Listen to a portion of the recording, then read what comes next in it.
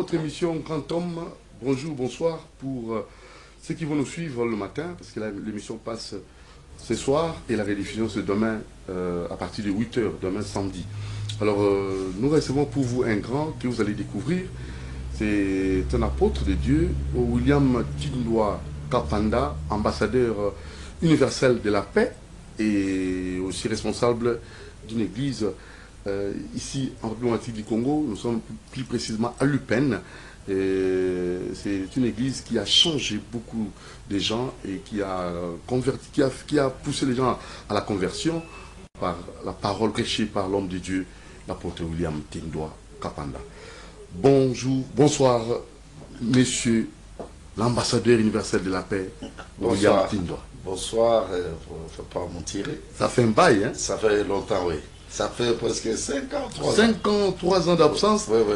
Et maintenant, nous sommes obligés, nous sommes obligés de revenir parce que on a senti que votre travail nous a poussé à venir et surtout avoir des plus amples précisions auprès de vous concernant vos réalisations. Exact. Et c'est déjà parti.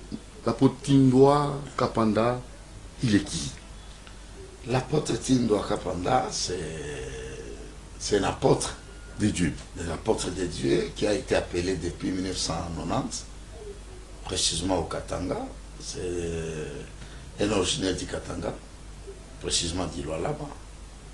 J'ai été appelé à l'âge de 12 ans, parce que mon père était pasteur, ma mère aussi était prophétesse. J'étais dans l'église pentecôtiste 45e. À travers cette éducation religieuse qui nous a initiés, à l'âge de 20 ans, c'est là où Dieu m'a donné la vision. La vision de faire cette église communauté qu'on appelle Métagec, Mission évangélique tabernacle de Jésus-Christ. Depuis 1990, j'ai commencé au Katanga, j'ai implanté des églises à Kolisi, Fungoumé, Likasi, Kipushi, Lubumbashi. Et en 1994, j'avais prié pour les enfants à l'époque Mobutu. On s'est rencontré avec Junior Zemanga, avec son administrateur Teddy Nkolo. C'est ce qui m'a permis de venir ici à Kinshasa, implanter aussi des églises ici, avec la femme du ancien PDG de l'OFIDA, ce qu'on appelle Daha Odile, Sœur Odile. C'est ce qui m'a permis de venir ici, précisément ici à Lipène. J'ai commencé cette église à l'avenue Suisse, avenue Suisse 52. Ceux qui connaissent Lipène, j'étais avec le professeur Bongeli, et on a commencé ensemble avec sa famille, avec famille Kaninda, famille ancien colonel Etienne de Poitiers. Jusqu'aujourd'hui, je suis avec sa famille, sa femme. Nous sommes avec elle, il est d'ailleurs devenu pasteur. Après, j'ai continué, j'ai implanté l'église à Bikela, avenue Bikela. C'est là où je suis rencontré avec le défunt Moleka Timothée. Il était mon assistant pasteur, avec sa famille, sa nièce Blandine Maëla, d'ailleurs, elle est prophétesse.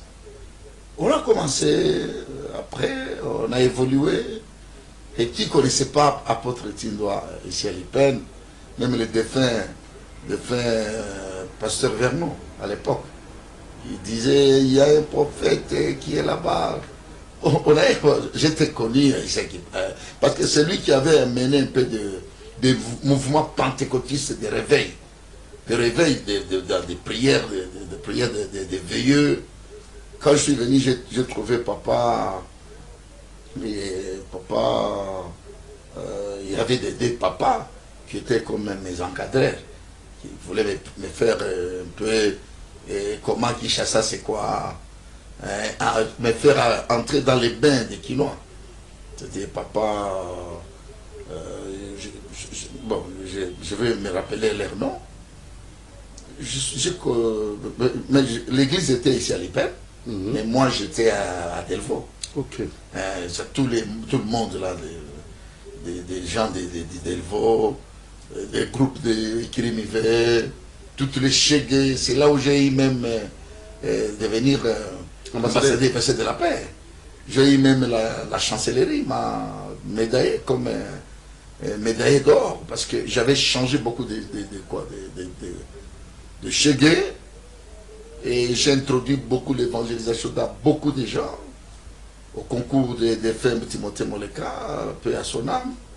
On a beaucoup travaillé, fait convertir même professeur Machako, j'étais sur le conseil spirituel, fait aussi initier la spiritualité à beaucoup de politiciens. Beaucoup de politiciens. On me connaît dans les milieux politiques parce que j'étais leur conseiller spirituel. Très bien. Jusqu'à aujourd'hui, nous sommes venir ici sur l'avenue Bumba. On a acheté cette grande parcelle de la concession. On a construit. Je fais l'ONG, j'ai l'ONG CVO pour encadrer les veuves des orphelins. J'ai aussi Fondation William. Et dans Fondation William, vous faites quoi plus précisément? Fondation William, on a une plan. Fondation William. D'abord, Fondation William. D'abord, sur l'ONG, on a fait à Karanga. J'ai des églises à Karanga, plus de 14 paroisses. Ok. Karanga, j'ai presque 20 hectares. Toujours Métagec. Toujours Métagec, parce que je collabore. Le Métagec, c'est la mission pour gagner les âmes. L'ONG, c'est pour aider les veuves orphelins, c'est-à-dire les sociales. Et vous avez fait un grand travail. On a fait du travail. Aider les orphelins, les personnes démunies. Oui, il y a l'ONG qui a déjà commencé, qui est dirigé par le secrétaire général, mon père spirituel, papa Franck Kazadi. Il y a aussi le coordinateur national Armand Mutombo, c'est lui qui est tenté d'espériser tout ça. Il y a des œuvres partout. Mais nous, souvent... Vous travaillez dans les calmes. Je travaille dans les calmes, mais je ne fais pas de bruit. Très bien. Je travaille dans les calmes. Au Katanga, il y a des concessions de bois, des concessions de fermes. Bientôt, on était à Kassangoulou. Donc vous avez aussi créé l'emploi. On a créé l'emploi. On a presque 100 personnes qu'on est tenté de superviser, donner le travail. Donc en dehors de l'église, en dehors de vous travaillez aussi. En dehors de l'église, on a des ça quelle importance? L'église et l'État. Un pasteur qui travaille. Je prends la parole de Dieu comme c'est le développement intégral. Ce n'est pas seulement le développement spirituel ou moral. C'est le développement aussi qui contribue aux gens pour l'apprendre à travailler, l'apprendre à pécher. Jésus-Christ, il était agent des communautés, il était agent des communautés, du développement communautaire. Jésus, il était agent du développement communautaire. Il développait le cœur, il développait l'âme, il développait l'esprit, il développait la mentale. C'est-à-dire, Jésus a travaillé dans tous ces espaces. De façon intégrale. Ici à Kinshasa, je vois que les pasteurs, ils prennent seulement Yesu Azaliawa, après c'est fini, amener les gens à la montagne, après prier. Ça, ce sont des facteurs spirituels. Il y a des facteurs de l'éducation, par exemple, je peux dire. Un pasteur, il doit être un agent du développement dans la communauté, dans les sociales. Il va initier, c'est comme les anthropologues, l'église catholique. Les prêtres catholiques là, c'était des anthropologues. C'était des gens du développement. Ils développaient les gens dans beaucoup de facteurs. Ça veut dire qu'ils donnent la spiritualité, ils donnent des mentales, ils donnent la science, ils donnent aussi beaucoup de choses. Ils donnent la stabilité intégrale. C'est ça. Nous, on a échoué un peu, nous, les pasteurs congolais, on a échoué parce qu'on ne prend pas la parole de Dieu dans cette facteur, dans beaucoup de facteurs. On les prend seulement dans la spiritualité. Alors, profitons de cette occasion pour déjà vous poser la question de savoir, 64 ans après notre indépendance, est-ce que l'Église a joué son rôle? L'Église n'a pas joué son rôle parce que les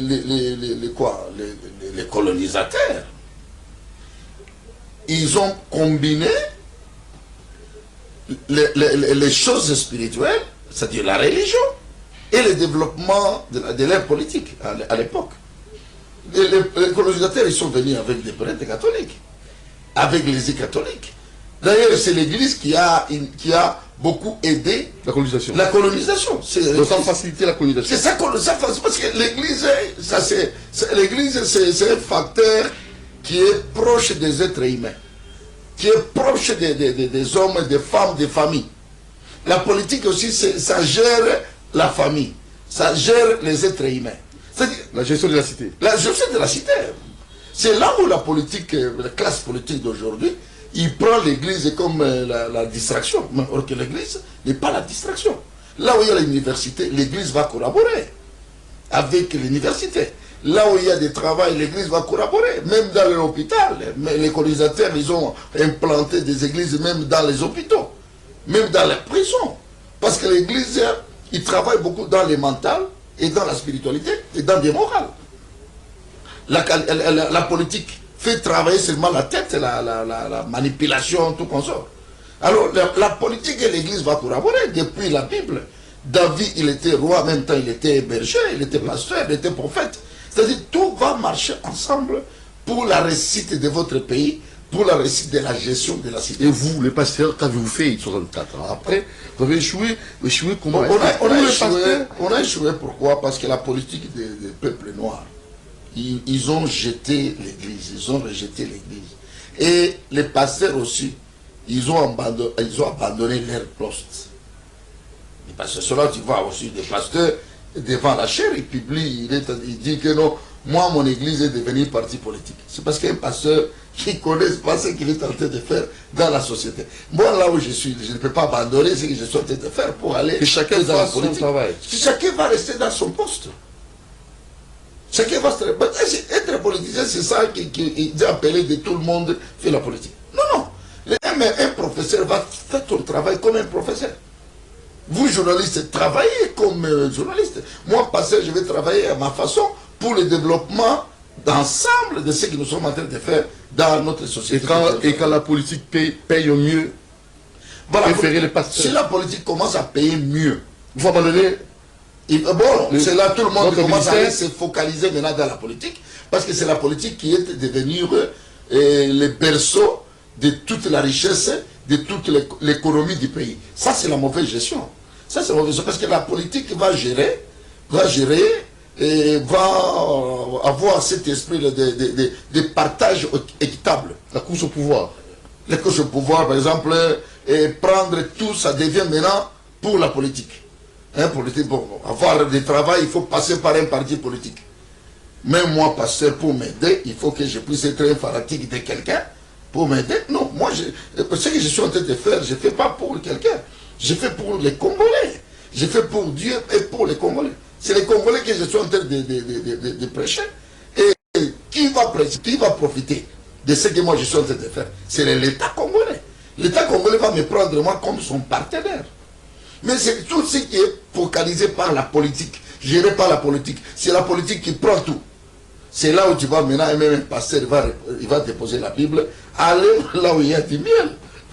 Voilà ce qui est en train de tuer notre pays. Alors, je ne sais pas, pasteur, vous êtes apôtre pendant plusieurs années déjà. Combien d'années? Oh, ça fait presque 30 ans. Et les bilans selon vous? Les bilans de moi? De votre exercice pastoral. Pardon, j'ai consacré plus de 70 pasteurs. Déjà? Déjà. J'ai consacré plus de 40 évangélistes et plus de 37 prophètes. J'ai implanté des églises ici au Congo. J'ai planté des églises Cameroun, Mali, et je viens au Portugal. Je suis allé chercher comment je peux implanter aussi des églises. Belgique, il y a déjà l'implantation de l'église. Alors j'ai travaillé, j'ai changé l'homme. J'ai prêché l'évangile. Comme Dieu m'a donné de prêcher l'évangile. J'ai fait mon travail. Vous avez réussi, vous avez eu de mérite? Parce que voilà, j'ai beaucoup de mérite jusqu'à me passer sur les médailles d'or. Ce n'est pas de la blague.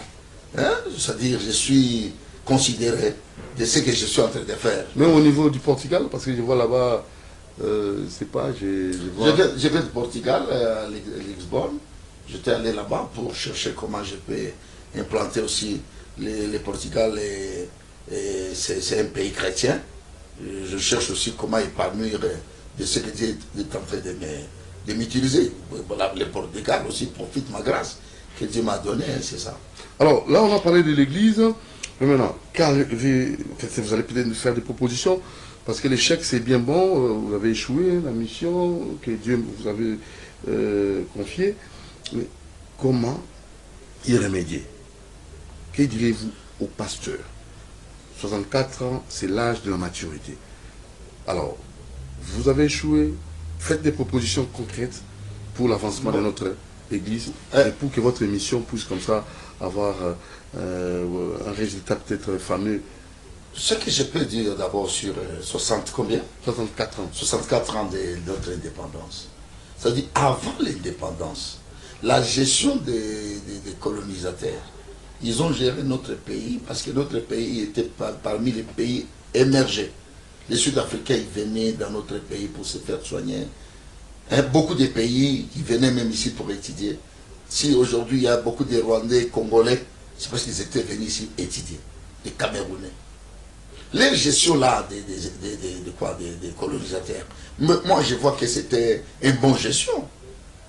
Une bonne gestion. Mais malgré Lumumba était sorti, il a fait sa politique pour chasser les Blancs. Les Blancs, ils sont partis avec leur haine. La haine qui était partie avec. Ça, c'était le premier chaos de notre démarrage de l'émergence. Deuxième, c'était les anarisations. Cette anérisation, ça veut dire la richesse que les Blancs ont laissée, les entreprises. On prend quelqu'un parce que c'est votre oncle, on prend quelqu'un qui ne connaît pas la matière, on les donne la gestion. Toutes les fermes des entreprises a été gérées par les gens, les ignorants. Ils ont fait chuter l'économie d'Isaïr à l'époque. Ça, c'est le deuxième chaos. Le deuxième chaos, la gestion des fermes, tout qui contribue au développement du Congolais. Aujourd'hui, nous sommes victimes de tout vient maintenant de l'extérieur. Nous ne produisons pas. Nous allons des lacs, nous allons des terres. Le président, il avait fait même des discours. Terre arabe, ce qu'on appelle terre arabe. Pays solution. Pays solution. Nous, on fait beaucoup. J'ai fait l'anthropologie missionnaire. Je parcours partout, je voyage beaucoup pour aller faire de la différence entre d'autres pays et notre pays. Je dis que notre pays, je n'ai pas besoin même d'aller rester en Europe ou aux États-Unis. J'ai un grand pays riche, qui manque la tête pour le développement. Scandale géologique. Scandale géologique. Qui manque la bonne gestion ou les classes politiques pour gérer un grand petit continent comme Congo. Nous avons besoin de parler, nous, les pasteurs. Un pasteur va parler, qui parle, qui prêche. On a abandonné notre siège de pasteur. Il faut prêcher comme pasteur Vernon à l'époque. Il prêchait. Si vous prêchez, il faut prêcher. Si on va t'amener à la prison, on t'amène à la prison. Mais prêche la vérité. Qu'être corrompu. Voilà. Deuxième chaos, c'était le pillage de 1990. Ce pillage a fait boiter le développement de notre pays. Parce que ce qu'ils ont fait avant le jour de l'indépendance, et ce qu'ils ont fait la réalisation, et ce qu'ils ont fait aussi en 1990 pour le pillage, tout ça, c'est ce qui a fait l'économie de notre pays a été par terre. Et les gens qui devaient développer ce pays, ils sont partis avec des haines. Mais aujourd'hui, pour que quelqu'un vienne pour investir, le président a fait beaucoup d'efforts hein, pour qu'il vienne. La diplomatie. La diplomatie, ce qu'il a fait, les gens beaucoup critiquaient, mais il allait partout pour aller toquer. Pour que les gens reviennent encore. Mais il vient maintenant comme un chat chaudier. Au moins, ils sont qui n'y a pas qu'elle ait maille. À vous en partout. Ouais. Mais nous aussi, les gens qui devaient, comme au Nigeria, ce sont les Nigériens qui ont fait émerger leur pays. Mais nous, on n'a pas cette culture. Si Dieu te donne l'argent pour que tu peux faire même...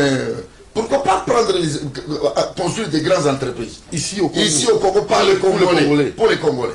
Mais ils sont finis par être chantés par les musiciens, aller jeter l'argent partout dans Pobakutanga, Komboraye. On n'a pas cette culture du développement. On n'a pas cette culture même de faire des entreprises. On n'a pas. On a seulement des cultures de Babouakaye, Abouakambongo, On n'a pas cette culture. Pour qui peut initier Entrepreneuriat. l'entrepreneuriat? Investir Je félicite dans le mon ami pasteur Jean-Clément de ce qu'il est en train de faire pour faire des entreprises, se prendre en charge. Et il a initié même des pastorales. Parce que les pastoraux, même les pasteurs congolais, ils voyaient que seulement tout va sortir dans la Bible. Mais nous sommes allés au Nigeria, on a trouvé que même les grands entrepreneurs, ce sont des pasteurs. Parce qu'il y a des gens à côté, hein, c'est des monopoles déjà, c'est des main-d'œuvre. Hein. Tu prêches ici la parole, tu pries ici, tu commences le travail ici. Tu prêches ici, tu commences des choses ici, les mamans maraîchères, les maraîchères. Hein. Les mains dans les pasteurs. Mais c'est parce que les ressources humaines, ça se trouve dans l'église. Donc, main-d'œuvre. Les main-d'œuvre. Donc, c'est vraiment à votre portée. Ça, c'est ça notre problème. Deuxième problème, c'est le problème des politiciens. On n'a pas de politiciens ici au Congo. Il y a des politiciens, on appelle les politiciens, les politiciens qui peuvent développer les pays comme par exemple, comme Mandela. Comme Mandela. Mandela, il a prouvé sa politique. Et sa politique, en pleine apartheid. En pleine apartheid, il a prouvé sa politique. Ils ont resté ensemble entre les gens qui avaient tué les Noirs et les Noirs, ils ont s'habitué ensemble. Un politicien, c'est lui qui relève les défis. Okay. Au temps de crise, c'est ça un politicien. Un politicien, ce n'est pas quelqu'un qui construit seulement ses maisons, amener ses enfants aux États-Unis, après commencer à nous injurier, nous, et vous, ça c'est l'injure, c'est craché sur mon visage. Il y a des mauvaises politiciens, il faut changer les classes politiques. Les politiques qui est en train de saboter chaque président qui vient avec ses idées. Kabila, ils ont saboté.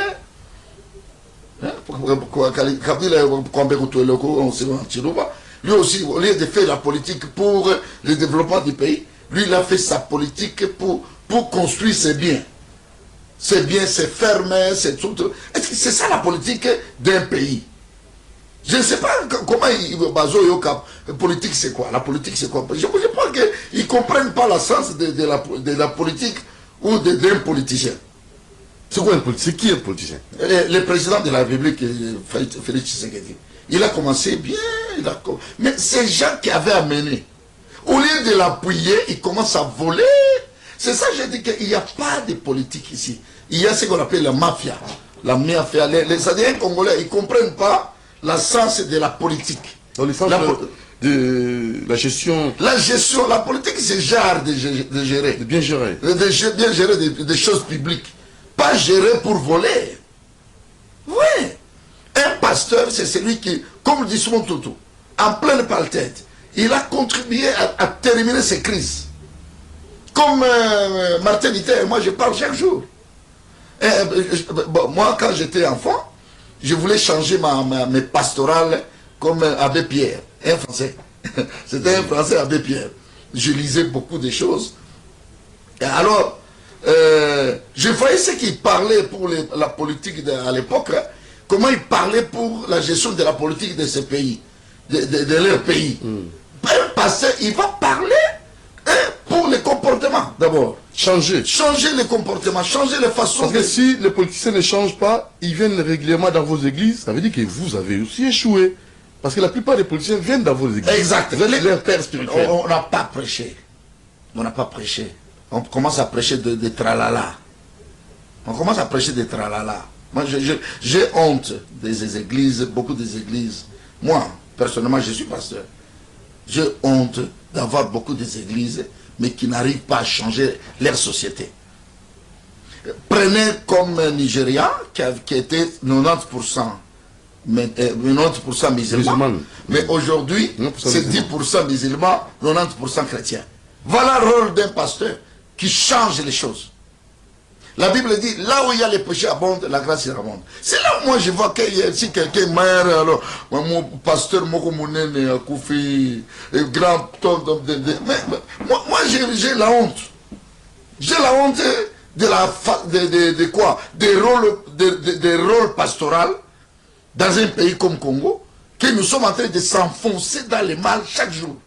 Là où il y a trop de pasteurs, trop d'églises.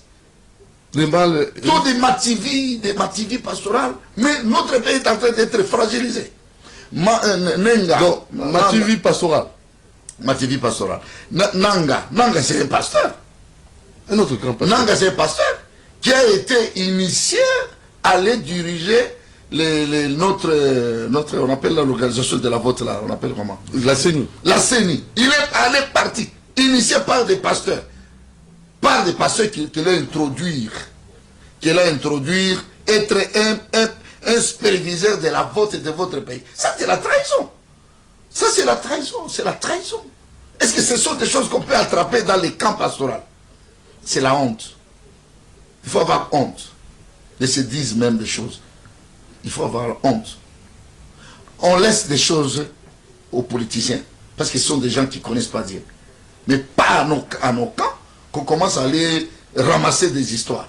Ça, c'est la honte de l'évangile. Ça, c'est la honte du pastoral. Nous allons valoriser le pastoral dans notre pays. Le pasteur va rentrer dans son poste pastoral pour dire face à face aux politiciens. C'est comme moi ici. Quel politicien m'a fait ici? Je suis fier d'être. Donc quand vous êtes dépendant, ça devient compliqué. Vous choisissez des thèmes et surtout des versets. Tu vas parler parce qu'on t'avait corrompu. Et l'évangélisation... L'évangélisme est devenir maintenant hybride, est devenir maintenant corrompu. Nous, les évangélistes, nous sommes l'église au milieu du village. Il ne faut pas que vous soyez liés. Il ne faut pas être lié de quelque chose. Qui a construit ici? Là, c'est un pasteur qui travaille aussi, qui pourra construire avec ses propres moyens. Il y a des pasteurs. C'est là où nous, pasteurs, les pasteurs, nous allons chercher nos moyens, faire des fermes, faire des bilangas et des histoires pour chercher notre argent. On est entré dans l'argent qui est entré aujourd'hui au Congo. Il y a 80% ou 90% des gens qui sont en train de souffrir. Mais l'argent, ils ont se promener quelque part, au moins des politiciens. C'est là où il y a la politique, c'est zéro au Congo. J'ai dit aussi des pastorales. Hein, c'est zéro. Nous allons lever la tête pour parler comme Martin Luther King. Nous allons lever la tête et parler avec franchise. Mais vous savez qu'il y a aussi un problème. Le complot international, la partie est de notre pays, ça aussi, ça fragilise. Ça, c'est la politique, parce qu'on est en train d'opérer la machine politique. Comment Kagame, il protège son pays? Il fait sa politique et les Blancs l'accompagnent. Pourquoi notre boîte politique, qui est sabotée par les Blancs, pour nous commencer à nous faire agenouiller devant Kagame? Où est la tête politique? Non, en fait, nous avons toutes les richesses possibles et les Blancs veulent de nos richesses, ils veulent avoir ça. Mais le problème, c'est quoi? La trahison. C'est les Congolais qui sont en train de trahir leur pays. Comment un Américain et un Anglais... Donc ils ne sont pas des patriotes? Ils ne sont pas des patriotes, c'est ça. En termes clairs. Il y a si tu demandes aujourd'hui au président de la République qui est en train de trahir les pays, il va te dire que c'est les Congolais eux-mêmes. C'est les Congolais eux-mêmes. Moi, j'ai beaucoup d'amis rwandais, beaucoup de choses. Mais quand on parle, on change. On change quand on se retrouve partout. Il dit que mais vous, les Congolais, vous êtes en train de trahir votre pays. Mais si moi, je suis pasteur, je vais défendre ma pastorale. S'il y a un politicien qui défend aussi la politique pour l'intérêt de son pays, s'il y a un politicien qui trahit son pays, qui est en train de trahir son pays, qui ne prend pas la valeur de sa richesse. Alors, d'autres, par moment, quand on leur pose des questions, ils disent que non, ils sont frustrés. Donc, après, moindre frustration, ils regagnent, en fait, ils rejoignent Nanga. Je ne sais pas, est-ce que c'est normal ça? C'est des petits esprits. Il faut avoir des grands esprits. C'est des petits esprits. Pourquoi? Sacrifier un pays comme le nôtre. Ça, même Dieu va te punir. Même Dieu va te punir.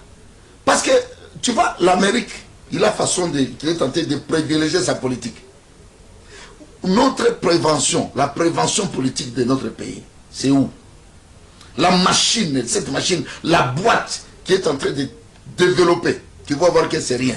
Il y a seulement des partis politiques, le cafouillage, créer quelque chose pour gagner le pouvoir, créer quelque chose pour saboter l'autre, créer des coques en jambe pour que le mandat de Tshisekedi ne marche pas bien. Mais qui est le victime et qui est perdant? C'est vous. Parce que ce n'est pas le problème de Tshisekedi, ce n'est pas le problème de Joseph, mais c'est le problème des Congolais et de votre patrie. Avec toute la richesse que Dieu vous a donnée, comment vous pouvez avoir commencé à se comporter dans l'immaturité politique comme ça? Ça, c'est la honte. Il faut que les Congolais, Baye-Baké, Batebele, ils nous voient. C'est le moment lingala, papa. Ils nous voient, bazo talabiso, ils ont fait ça sonner. Puisque tout le temps, même nos communautés, communauté congolaise, même Belgique, France, tu vas voir, même aux États-Unis, tu vois que les communautés congolaises sont trop fragilisées. Trop fragilisées, pourquoi? Parce que nous sommes trop tribalistes, on ne s'aime pas, il y a trop de méchanceté. Et où tu as pied le coin? C'est là où j'ai dit que les pasteurs, non, les pasteurs, ils vont travailler, parce qu'un pasteur, il est un cultivateur de l'âme. C'est un cultivateur de l'âme, c'est comme un professeur, il est cultivateur de la tête. C'est comme un médecin, il est cultivateur du corps. Mais la part des pasteurs, c'est où maintenant? Pour changer les cœurs. Et par exemple, nous allons mettre... Moi, je disais que si moi, j'avais l'occasion de se retrouver avec le président de la République, je voulais parler de quelque chose. Comment... Tu vois les changements de mentalité. Oui. C'est notre projet. Ah bon? Quand je suis sorti ambassadeur du Verset de la Paix, c'est là où j'ai même des copies. Ah bon? On m'a volé ce changement de mentalité, c'était moi. Avec mon secrétaire, papa Edouard, quand nous sommes allés lancer quelque part, c'était à l'époque de Kabila, où ils ont détourné ça. Ils l'ont mal appliqué. Ils l'ont mal appliqué. Moi, j'ai des matières. Comment faire pour changer la mentalité congolaise? Va à Delvaux. Je vois à Delvaux, demande les chèques. Moi, j'ai amené des chèques à Delvaux, même dans les études. Aujourd'hui, ils sont des licenciés. Chacun a sa façon de travailler, que Dieu l'a donnée. Mais aujourd'hui, il faut un peu une dose spirituelle aussi. Il y a des changements de mentalité, il faut aussi travailler. Ce travail, c'est un travail spirituel. Ah, c'est spirituel aussi. C'est un travail spirituel. Ils ont oublié le volet spirituel. Ah, mais oui, parce qu'ils pensaient que c'était juste la science, c'est juste. Non, c'est pas la science. La science, c'est pour la psychologie. La science, c'est pour la. Mais demande au général Kassongo. Il y a aussi des esprits mauvais, non? Il y a des esprits mauvais. Il y a aussi une délivrance aussi. Hein? Il y a des délivrances, il faut délivrer spirituellement après des travaux psychologiques et philosophiques. Mais là, qui va délivrer? Celui qui a le don. C'est celui qui a le don. Par exemple. Et vous avez ce don-là? J'ai ce don-là. Et non pas ce don-là? Non, parce que je félicite le général Kassongo. Ah, Kassongo pour l'histoire de Kanyanga. Ça nous aide, hein, lui, par exemple, c'est quelqu'un qui priait beaucoup. Je connais son père et sa mère. On a grandi ensemble avec Afungurume. Hein? Alors, c'est quelqu'un d'abord, spirituellement, il était fort. Il priait beaucoup. Après, psychologiquement, c'était de la famille méthodiste. Ok. Et ce sont des familles méthodistes. Ils connaissent comment travailler. Ok. Et comment travailler la psychologie de quelqu'un. Hein? Après, ce qu'il est en train de faire comme cultiver. Lui, c'est un général. Il a cultivé, pourquoi? Parce que dans leur famille, leur père, ils amenaient chaque 30 matin à aller faire des bilanga, des chalamons. Les chalamons, c'est là où il a appris de la famille.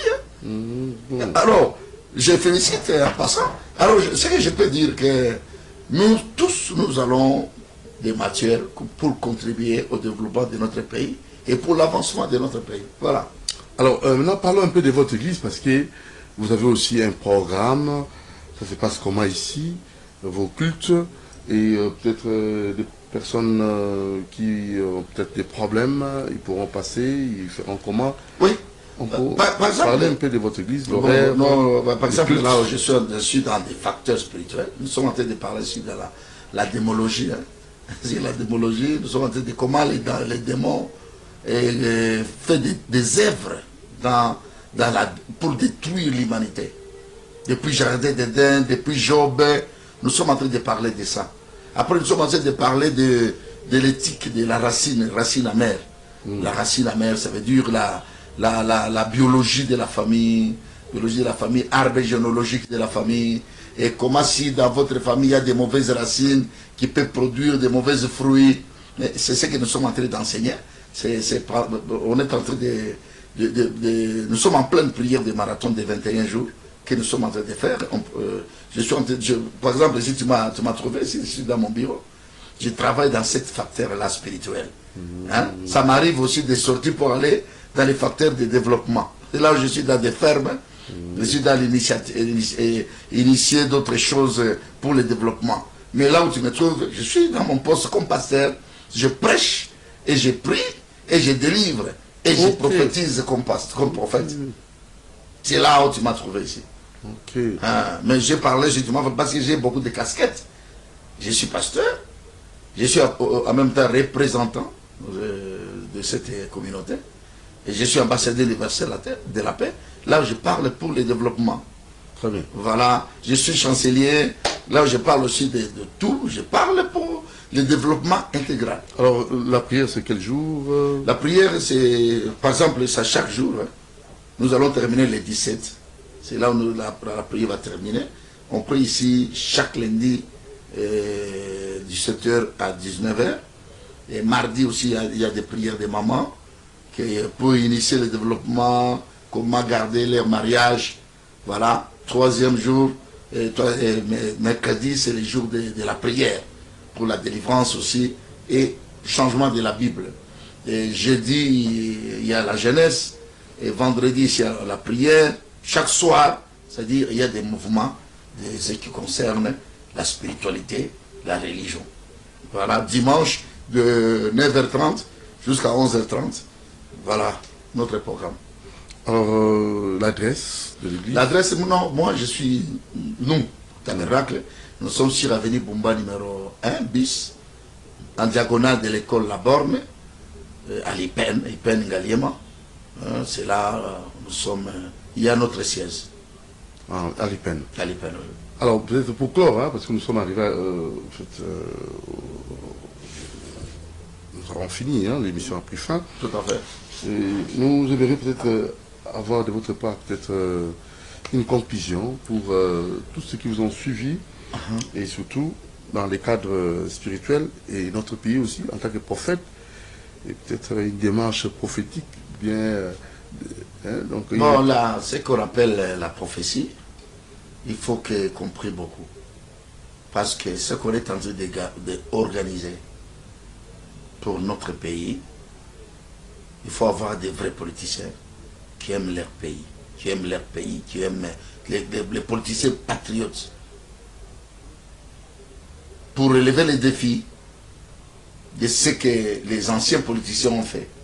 Chasser les blancs, créer la arianisation, créer des pillages, qui a fait agenouiller notre économie. Il faut avoir maintenant des vrais politiciens qui travaillent pour l'intérêt de leur pays et de relever les défis. Qui se comprend que nous allons un défi à relever. Pas un défi à relever de la pauvreté de leur famille. Non. De relever le défi de l'économie du Congo en général et de tous les Congolais en général. Pas un parti des gens, non. Deux, nous allons, nous les pasteurs, je parle, je ne m'éloigne pas. Ouais. Je ne m'écarte pas. Je suis là aussi dedans comme pasteur. Nous les pasteurs, nous allons laisser faire du théâtre. Nous allons un défi à relever pour changer l'homme congolais à travers l'évangile. Parce que Dieu a donné les médecins, Dieu a donné le corps. Les professeurs, Dieu a donné la tête. Le cerveau. Mais le cerveau. Mais Dieu a donné le cœur au pasteur. Au pasteur. Le pasteur, c'est un indicateur des changements de mentalité, d'initier les gens, de changer l'image de leur pays, comme Brésil, comme États-Unis. États-Unis, ce sont des missionnaires qui ont travaillé beaucoup. Pourquoi pas nous les Congolais? Au lieu de se dire pasteur, pasteur, pasteur, mon salé à pasteur, mon mounene na quoi? Mounene, ils allaient moussala ou sali. Ok. C'est ce qui peut te qualifier mounene. Voilà ce que je peux dire. Il y a un grand secret ou quoi, complot qu'on est en train de préparer pour le Congo. Un grand coup terrible qu'on a besoin d'être éveillé et de prier pour notre président, prier pour ce régime, prier pour ce régime et prier pour les gens qui ont des bons cœurs, qui sont prêts pour contribuer au développement de leur pays, mais ils sont écartés. Que Dieu fait sa volonté. Hein? Et après, nous allons aussi changer les façons de vivre. Nous allons voir que le Congo est en train de souffrir. Il faut qu'on change, qu'on s'aime. Amour. La fraternité, l'amour quotidien. Et l'amour du pays aussi. Et l'amour du pays. Voilà ce qui peut changer notre pays. Merci beaucoup, l'apôtre William Tintoa Kapanda, ambassadeur universel de la paix et responsable de l'église Métajek, que nous avons reçu pour vous, chancelier aussi. Chancelier d'or. D'or. Ouais, ouais. Donc voilà les titres. Et vous avez suivi tout ce qu'il a dit. Tous ensemble, travaillons pour le changement de notre pays et aimons réellement notre pays. C'est ça. Merci infiniment pour notre échange et pour nous avoir accordé ce temps. J'ai dit mon précis. Merci beaucoup. Allez. Merci beaucoup. Très bien. Okay. Nous vous remercions. La rediffusion, vous allez la suivre demain, samedi à 9h. Hein, à 9h, demain samedi. C'était Grand Homme. Et les grands, et là, je ne sais pas si c'est croire être grand, je ne sais pas. Vous sentez grand? Bon, moi je ne me sens pas grand, parce que c'est le travail qui répond à la grandeur. C'est le travail. C'est le travail. Essayez un peu de l'apprécier en rapport avec tout ce qu'il fait comme travail. Donc chacun, celui qui connaît le pasteur, l'apôtre, Tindoa, pourra nous dire s'il est réellement grand. C'est le travail qui doit parler. Ouais, ouais. On lui place la parole. Merci à Moron Djambé qui a réalisé cette émission. Merci à nos exploitants, Banjolo, Christian, Fiston Tunga, Pinonzinga. Merci à Alain Kabongo à la coordination. Doudou Monti vous dit merci et à la prochaine occasion. Ciao. Ciao.